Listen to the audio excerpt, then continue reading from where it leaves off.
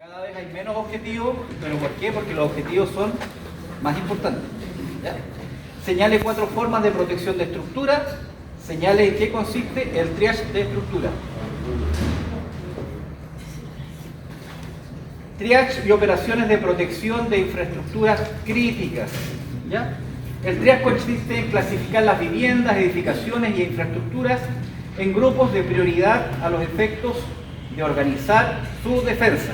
Entonces, una clasificación o categorización de las estructuras en una estrategia basada en realizar una priorización de actuación sobre viviendas que se encuentran en la interfaz.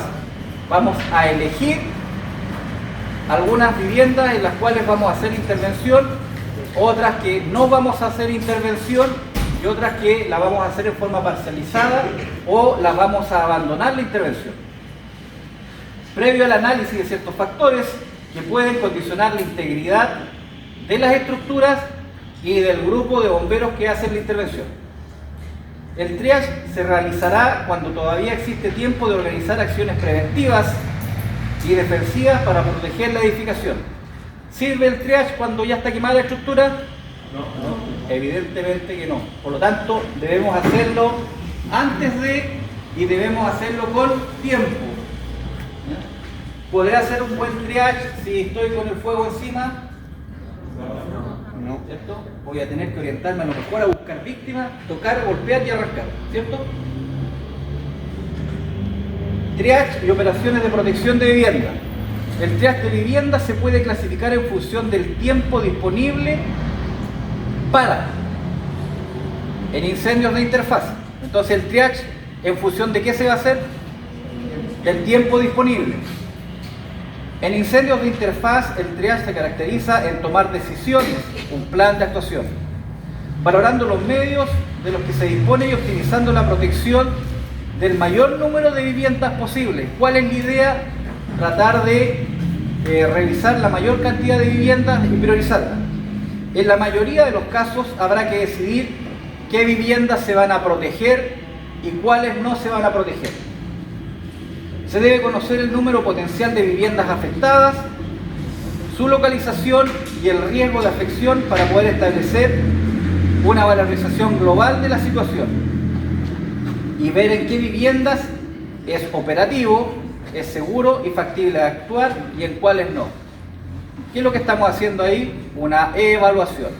¿En función de qué? Del tiempo, del combustible, de la ubicación de la vivienda, de los accesos, hasta incluso de los caminos y de las fuentes de agua que yo encuentre para hacer la intervención. ¿Y qué es lo que va a ser lo más importante cuando yo haga un triage y una intervención de este tipo? El procedimiento OCEL o BCRZ, vigilante, comunicaciones, ruta de escape y zona de seguridad. Siempre la seguridad del equipo es lo más importante. ¿Ya? No se olviden, preguntas de todas las pruebas, es la seguridad. 30% del curso es seguridad. Eso no tienen que olvidarse.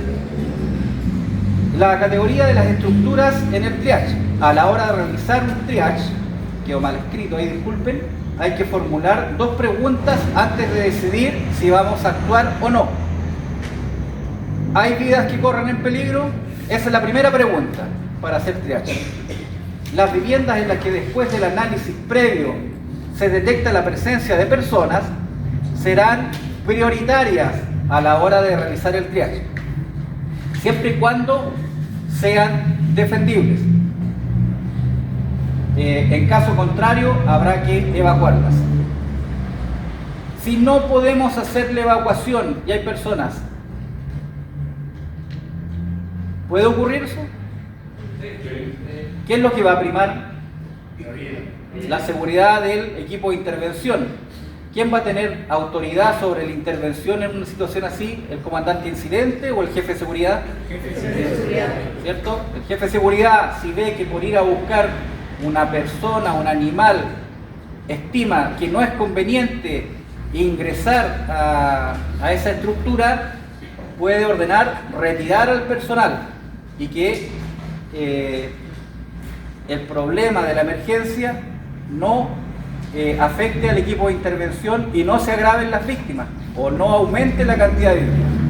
Entonces, antes de hacer triage, lo primero es determinar si hay víctimas o no.